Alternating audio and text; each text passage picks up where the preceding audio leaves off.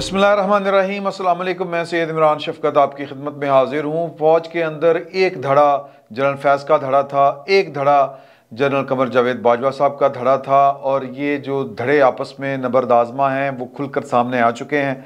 पाकिस्तान तहरीक इंसाफ वाले किसी न किसी तरीके के साथ जनरल कमर जावेद बाजवा साहब को मलाइन करने की कोशिश करते हैं, उनके किरदार के ऊपर उंगलियां उठाने की कोशिश करते हैं, उनको उनका जो माजी का किरदार था जिसकी वो तारीफ़ किया करते थे अब वहाँ पर सवाल उठाते हैं। और पेश इमरान खान साहब हैं और वो कहते हैं कि जी कि जनरल बाजवा बड़ी डबल गेम कर रहे थे, जनरल बाजवा ये कर रहे थे, जनरल बाजवा वो कर रहे थे। हालांकि वो माजी में जो कुछ भी जनरल बाजवा साहब के बारे में कहा करते थे, ये यू टर्न लेने से पहले वो ये मैकेनिकी या इलेक्ट्रॉनिक जिसको हम कहते हैं उसकी एविडेंस जो है वो पाकिस्तान के सोशल मीडिया के ऊपर मौजूद है। टीवी जो चैनल्स हैं वो भी गाहे बगाहे इमरान खान साहब की जो तारीफ़ व तौसीफ़ किया करते थे जनरल कमर जावेद बाजवा साहब की, वो भी दिखा देते हैं, आपको सुना देते हैं। इसी तरह अब जो इमरान खान साहब कह रहे हैं वो भी आप जाहिर है कि वो तो बड़ा ताज़ा वो इरशादात हैं उनके जो सामने आ रहे हैं। तो इसी तरह उनकी जो पार्टी है वो पूरी की पूरी, अगरचे उनकी पार्टी ने या इमरान खान साहब ने अपनी पार्टी को हदायत दे दी है कि पाकिस्तान की मौजूदा जो कमांड है फ़ौज की उसको आपने किसी भी तरीके के साथ जो है वो उसको निशाना नहीं बनाना, लेकिन उसके बावजूद वो जनरल कमर जावेद बाजवा साहब की जान नहीं छोड़ रहे। और दूसरी तरफ कुछ लोग हैं जिनमें पेश पाकिस्तान मुस्लिम लीग काफ वाले हैं, वो लोग, और फिर जो कह लें कि इसी तरह के कुछ और भी लोग हैं जो बेनाम से हैं, वो जनरल फैज़ साहब का जिक्र किया करते हैं और बड़ा खुल के जिक्र किया करते हैं। अभी कल इंटरव्यू जिसका हमने पिछले व्लॉग में भी जिक्र किया उसमें उन्होंने कहा कि जनरल फैज़ साहब तो जनाब पता नहीं क्या क्या वो करते रहे हैं, क्या क्या नहीं करते रहे। इसमें भी कोई शक नहीं कि जनरल बाजवा साहब के साथ के मुकाबले के ऊपर जनरल फैज़ हमीद साहब का एक धड़ा काम कर रहा था, और उस धड़े ने सबसे ज़्यादा जो लोगों को एंगेज किया वो वाले लोग थे जो रिटायर्ड फ़ौजी अफसरान थे। और एक वक्त तक उन्होंने मतलब आप यूँ कह लें कि जनरल बाजवा साहब को निशाने के ऊपर रखा। उन्होंने पाकिस्तान वो तो सियासी लोगों को तो निशाने पर रखना कोई बड़ी बात नहीं है, लेकिन जनरल KM आरिफ हों, जनरल और भी वो बड़े पुराने जर्नैल, वो जो इस्लामाबाद के प्रेस क्लब में जिन्होंने प्रेस कॉन्फ्रेंस की थी अगर आपको याद हो, जिसमें इन्होंने कहा था कि तुम्हारा जनाजा तैयार है आज़ाद सैयद, वो वाले सारे के सारे जनरल फैज़ के पोर्टफोलियो के अंडर फॉल करते थे वो सारे के सारे। क्योंकि पाकिस्तान में अब शायद ये आगे चल के चलन बदले कि जो रिटायर्ड हो जाते हैं वो रिटायर्ड भी हो जाएं, वो घर में सुकून से बैठ जाएं, लेकिन वो ना सिर्फ पेंशन लेते हैं बल्कि नौकरी के ऊपर नौकरी के ऊपर उनकी नौकरी लगी होती है। और जनरल फैज़ साहब जो थे वो उनको यूज़ कर रहे थे हमारी इतला के मुताबिक, और उनके कहने के ऊपर वो इमरान खान साहब के जलसे जुलूसों में शिरकत किया करते थे। इमरान खान साहब की जो मीटिंग्स होती थी, जिस तरह साफ़ियों के साथ वो मिला करते थे या शोबा हाय ज़िंदगी के मुख्तलिफ जो लोग हैं उनसे वो मुलाकातें किया करते थे, उसी तरह बिल्कुल उसी तरह ये रिटायर्ड जर्नैलों और रिटायर्ड फ़ौजी अफसरों से भी मिला करते थे। और वो फ़ौजी अफसर बाहर निकल के पाकिस्तान की फ़ौज को ही लताड़ा करते थे या हदफ तनकीद बनाया करते थे। और यूँ लग रहा था, एक वक्त था बाकायदा था जिसमें हम ये लोग जो थे, हम जैसे हमारे जैसे कबीले के जो अपने आप को गैर जानिबदार रखने की कोशिश करते हैं वो, और जिनकी जानिबदारी पाकिस्तान के आइन, दस्तूर और कानून के साथ और डेमोक्रेसी के साथ है, पाकिस्तान के अवाम के साथ है, और पाकिस्तान के अवाम के साथ वाया दस्तूर पाकिस्तान है। ये ज़रा फ़िलासफ़िकल सी बात है, इस पर फिर कभी बैठक जैसे किसी फोरम पर हम गुफ्तगू करेंगे। तो ये तब भी कहा करते थे कि यार कि इमरान खान साहब जो हैं उन्होंने बेसिकली पाकिस्तान की फ़ौज के अंदर धड़ेबंदी पैदा कर दिया, और दुनिया की कोई फ़ौज धड़ेबंदी बर्दाश्त नहीं कर सकती। और ये सिर्फ ख्याल नहीं था कि धड़ेबंदी है, वो धड़ेबंदी बाकायदा नज़र भी आती थी। जिस तरह कहा जाता है ना कि जी कि इंसाफ होना नहीं चाहिए, इंसाफ होता हुआ नज़र भी आना चाहिए, तो इसी तरह धड़ेबंदी थी नहीं, धड़ेबंदी हुई नज़र भी आ रही थी वो जो बातें किया करते थे। और इमरान खान साहब अपने जलसों में खड़े होकर, आपको याद होगा, कहा करते थे कि आप न्यूट्रल हों या ना हों, आप जो भी हों, आपके जो घर वाले हैं, आपकी फैमिलीज, वो तो हमारे जलसों में आती हैं। और मैं गिन गिन के इस वक्त भी बहुत से फ़ौजी अफसरान हैं जो इस वक्त अपनी पोस्ट्स के ऊपर हैं और वो किसी ना किसी धड़े का शिकार हैं। मैं मतलब एक लाहौर के एक बहुत बड़े अफसर, उनकी बेगम जो है वो किस तरह मतलब बेगमात में बैठ के गुफ्तगू फरमाया करती हैं कि मतलब चोर आ गए थे, बाजवा साहब ले आंदा तो ये ले आंदा वो ले आंदा।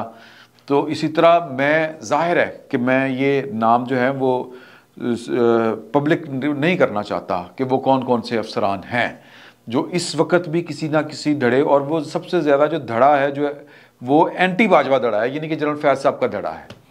और मैं हाजिर सर्विस लोगों की बात करता हूँ। मैं 3 बड़े पाए के आला लेवल के अफसर जो हैं वो उनको ज़ाती तौर पर मेरे पास इंफॉर्मेशन है कि वो किस तरह इमरान खान साहब की वकालत जो है वो जनरल फैज़ हमीद साहब के, और जनरल फैज़ हमीद साहब अब सिस्टम में नहीं है, घर जा चुके हैं, उसके बावजूद उनकी सुई वहीं पे अड़ी हुई है।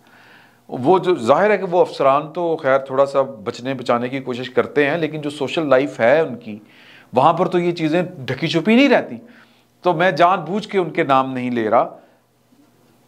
अब इसको आप मेरी पाकिस्तान के जो अदारों का जो वकार कह लें या जो एक डिसिप्लिन फोर्स का एक लिहाज होता है वो कह लें, मैं उस वजह से नहीं नाम ले रहा कि जो हाजिर सर्विस है वो ज़ाहिर है कि उनके बारे में रिपोर्टें जो हैं वो MI या वो जो भी इनके यूनिट्स होते हैं जो इस तरह की रिपोर्ट्स वगैरह डेली डायरी जो आर्मी चीफ तक जाती है या मुतलका अफसरान तक जाती है, चूँकि ये अफसर जो हैं वो बड़े लेवल के हैं, ये कोई मेजर कर्नल ब्रिगेडियर लेवल के अफसर नहीं है जिनका मैं जिक्र कर रहा हूँ, ये बड़े लेवल के अफसर हैं, तो उन तक भी ये बात पहुँचती होगी।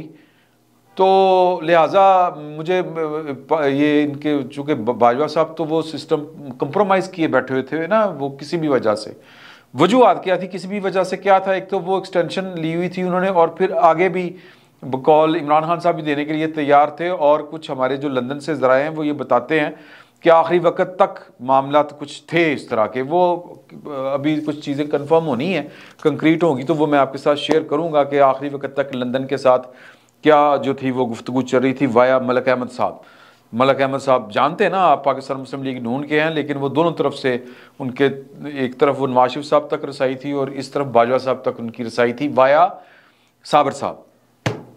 तो वो जो बातें थी वो बातें होंगी, तो मैं सिर्फ ये नहीं चाह रहा कि मेरे ज़रिए ये मैं पब्लिक करूँ नाम, तो वो पता होगा जिनको पता होना चाहिए।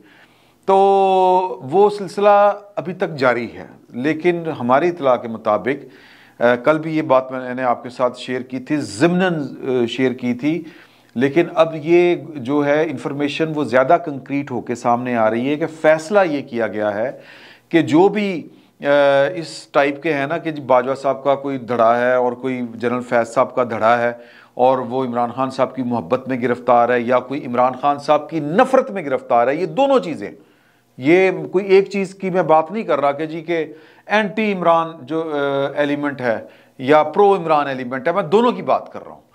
तो वो जनाब वो जिसको हम कहते हैं ना कि वो ताक लिए गए हैं, वो टारगेट कर लिए गए हैं, उनके बारे में इंफॉर्मेशन पूरी है, या तो उनको अपने अमाल जो हैं वो ठीक करने पड़ेंगे, डिसिप्लिन में आना पड़ेगा, क्योंकि इन दोनों सूरतों में नुकसान पाकिस्तान की फ़ौज का है।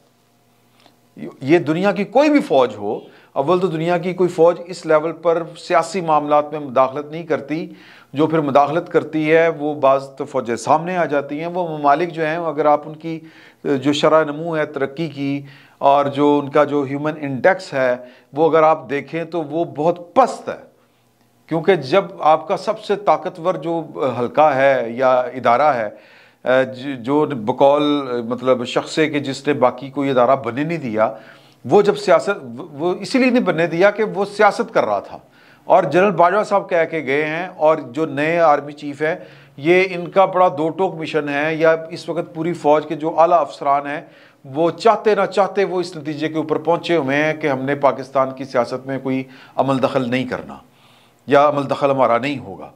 तो ये उसको लेके चल रहे हैं। अल्लाह करे कि ये फ़ैसला जो है इस पर साबित कदमी रहे और मामला जो हैं वो ठीक हों। तो कहने का मकसद ये है कि जो लोग इस तरफ वाले हैं या उस तरफ वाले हैं, प्रो बाजवा हैं, एंटी बाजवा हैं, प्रो इमरान हैं या एंटी इमरान हैं, अब इनका कोई मुस्तकबिल नहीं है। और इनको टारगेट कर लिया गया है। या तो इनको डिसिप्लिन में आना पड़ेगा, क्योंकि जो मैं पहले बात जहाँ पे मैंने ख़त्म की थी, दुनिया की कोई फ़ौज इस तरह की धड़ेबंदी के साथ कायम नहीं रह सकती। तो ये पाकिस्तान की फ़ौज को इस तरह के अनासर जो है उनको ठीक करना पड़ना है। इसलिए ये फ़ैसला किया गया है कि उनको वार्न किया जाएगा, और जो जो ठीक हो गया वेरी गुड, ना ठीक हो जाते अस्सलाम वालेकुम। ये मैं बड़ी ख़बर है और ये बरबना इतला मैं दे रहा हूँ। तो अब जाहिर है कि जब चीज़ें कमांड को 29 तारीख हुई है, तब्दील हुए, तो आज जुमा 8 दिन, 29, 30, यकम 2, 3, 4, 5, 6वां दिन है आज, कुल मिला के 6 दिन हुए हैं। तो अभी 8 दिन भी नहीं हुए, जुमा 8 दिन भी नहीं हुए। तो चीज़ें जो हैं वो ठीक होनी शुरू होंगी। और जब पॉलिटिकल सिस्टम जो है वो इस तरह की धड़ेबंदियों के दबाव से जब बाहर निकलेगा, तो फिर जाहिर है कि फिर जो है वो कानून के मुताबिक चीज़ें चलेंगी, या कम अज़ कम उनकी विल के मुताबिक चलेंगी। इस वक्त तक जो कहा जा रहा था, ये एक शिकवा था, सरेआम शिकवा था कि जी के इमरान खान साहब या अली वज़ीर साहब कुछ कहें तो पाकिस्तान के जो इदारे हैं वो उनको टारगेट कर लें। ये आम बात की जाती है, और वो उनकी अदालतें ज़मानतें लें भी, फिर भी वो रहा ना हो, ज़मानत पर बरीना उनको किया जाए। जबकि इमरान खान साहब तो क्या, उनके निचले दर्जे के भी जितने उनके साथी हैं, वो जो मुंह में आए वो कह दें, उनको कोई रोकने टोकने वाला पूछने वाला है ही नहीं। ना हमारी जो सिविल इंतज़ामिया है वो कुछ करती है, ना हमारी जो है वो क्या उसको कहते हैं, दूसरे लोग जो हैं वो कुछ करते हैं। तो आज़म स्वाति साहब वाला मामला थोड़ा सा डिफरेंट जो है वो ये है कि उन्होंने जनरल बाजवा साहब का नाम लिया था, और बड़ा क्लियर कट नाम लिया था, और उनके साथ साथ कुछ और लोगों के भी नाम लिए थे, और बड़ा डायरेक्ट इल्ज़ाम था। तो इसलिए वो हरकत में आई चीज़ें, बाजवा साहब पर्सनली उनको लिया होगा। तो बहरहाल वो इसलिए जो था FIA वो हरकत में आ गई, किसी के कहने के ऊपर आ गई। अब FIA जो है वो कानून के मुताबिक जो है, या कह लें कि the will of the civil government, उसके मुताबिक एक्शन लेने की कोशिश करेगी। और पहला एक्शन जो आया था उसका रद्द अमल जो है वो इमरान खान साहब ने दे दिया, और वो 2 जो है वो रिएक्शन आ रहे हैं सामने। वो अब आप ज़रा मुलाहिज़ा कीजिएगा तो आपको अंदाज़ा होगा कि जब पाकिस्तान का सबसे ताकतवर अदारा जब गैर सियासी होगा और वो वार्न कर देगा कि अब जो भी सियासत में मुलव्वस पाया गया, या उसकी पसंद नापसंद कोई धड़ेबंदी यानी कि प्रोफेशनलिज्म के से हट के कोई उसने चीज़ की, तो जनाब उसको कानून का सामना करना पड़ेगा। और कानून का सामना फ़ौज में बड़ा सख्त है बाई द वे। वो तो बाजवा साहब, मैं अब उस पर ज़्यादा बात नहीं करना चाहता, तो वो उनका था जो भी था, अब उस पर क्या बात करें। वो अब हिस्ट्री का हिस्सा है, वो हकायक सामने आ रहे हैं और आहिस्ता आहिस्ता खुलकर सामने आते जाएंगे। तो लेकिन जब इस तरह अदारा अपने वार्न करता है और न्यूट्रल होता है और कानून के मुताबिक चलना शुरू करता है, प्रोफेशनलिज्म को फॉलो करता है, तो फिर चीज़ें यूं आगे बढ़ती हैं जिस तरह ये 2 चीज़ें आगे बढ़ी कि इमरान खान साहब ने सुप्रीम कोर्ट में रजू कर लिया कि FIA ने साइफर ऑडियो जो लीक हुई है जिसमें वो कह रहे अमरीका का ना नहीं लेना, वो ये आ गया, इसको हम यूँ इस्तेमाल करेंगे, हम यूँ इस्तेमाल करेंगे। FIA उसकी इंक्वायरी कर रहा है। तो उन्होंने एक तरफ वो खुद कहते थे कि ये साइफर की इंक्वायरी होनी चाहिए, सुप्रीम कोर्ट को भी वो मुर्द इल्ज़ाम ठहराते थे, पाकिस्तान के सिक्योरिटी इदारों को भी मुर्द इल्ज़ाम ठहराते थे, जनरल बाजवा साहब को भी बुरा भला कहते थे, उसको किसी को नहीं छोड़ा उन्होंने। तो अब उसकी जब इंक्वायरी चल पड़ी है वो ID यानी वो ऑडियो की, तो उसी से ही आगे चीज़ें बढ़नी हैं, निकलनी हैं। तो वहाँ पर अब उन्होंने कह दिया कि जी के ये तो बड़ा जुल्म हो गया है, ये बड़ी ज़्यादती हो गई है, ये तो ये हो गया, रोकें इसको। तो एक तो मामला ये हो गया है कि बेसिकली जो है वो साइफर वाली फ़ाइल से अब जो मिट्टी जड़ी जाएगी इमरान खान साहब के ख़िलाफ़ जितने मुकदमात हैं, मिसाल के तौर पर तोशा खाना वाला, मिसाल के तौर पर फ़ॉरेन फंडिंग वाला। फ़ॉरेन फंडिंग वाले को बाजवा साहब ने रोका हुआ था। फ़ॉरेन फंडिंग वाला जो केस है वो लोहे तोड़ केस है। वफाकी हुकूमत ने इलेक्शन कमीशन के वो जो इंक्वायरी है या उसका जो फैसला है उसकी बुनियाद के ऊपर इन्होंने एक रेफरेंस बनवा के सुप्रीम कोर्ट भेजना है, बाजवा साहब रोक के बैठे हुए थे। हम जाहिर है कि इशारों में बात किया करते थे कि उन्होंने रोका गया है कि इसलिए वो कुछ कर नहीं रहे वफाकी हुकूमत वाले। तो वफाकी हुकूमत के हाथ जो पीछे से बाजवा साहब ने बांधे हुए थे, वो जो टाई थी वो अब खुल गई है, रस्सी जो बांधी हुई थी हाथों को वो अब खुल गई है बाजवा साहब के जाने के बाद और फौज के गैर सियासी अमली तौर पर होने के बाद, ये कहा जा रहा है। तो अब वो भी केस चलेगा। तो जितने केस चलेंगे वो सारे के सारे लोहे तोड़ है। तो अब इमरान खान साहब का जो अगला ठिकाना है वो कोई ना कोई जेल है, और मेरी इत्तला के मुताबिक उनको बहरहाल एक दफ़ा मच जेल का भी दौरा करना पड़ना है। तो एक ये वाली डेवलपमेंट है, और दूसरी डेवलपमेंट है कि Islamabad high court Pindi bench, sorry Islamabad high court नहीं, लाहौर हाई कोर्ट के पिंडी बेंच जो है, रावलपिंडी बेंच, उसके मुतल्लिका रजिस्ट्रार ने एक दरख्वास्त अपनी ही अदालत में यानी कि हाई कोर्ट में दायर की है। वो दरख्वास्त जो थी वो ये जो पिछले दिनों रास्ते रूस्ते बंद कर रही थी तहरीक इंसाफ, उसके खिलाफ दायर थी।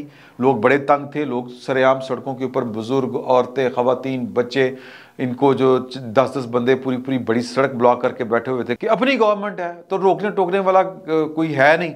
तो वो 10 बंदे या 4 बंदे बैठ के जीटी रोड को ब्लॉक कर रहे थे। वो वाली दरख्वास्त की समाअत थी। वहाँ पर जो एडिशनल रजिस्ट्रार साहब हैं वो दरख्वास्त लेके आ गए। उन्होंने कहा कि जी असद उमर साहब ने 26 तारीख को एक तकरीर की है जो इसमें उन्होंने जजों को स्कैंडलाइज किया है।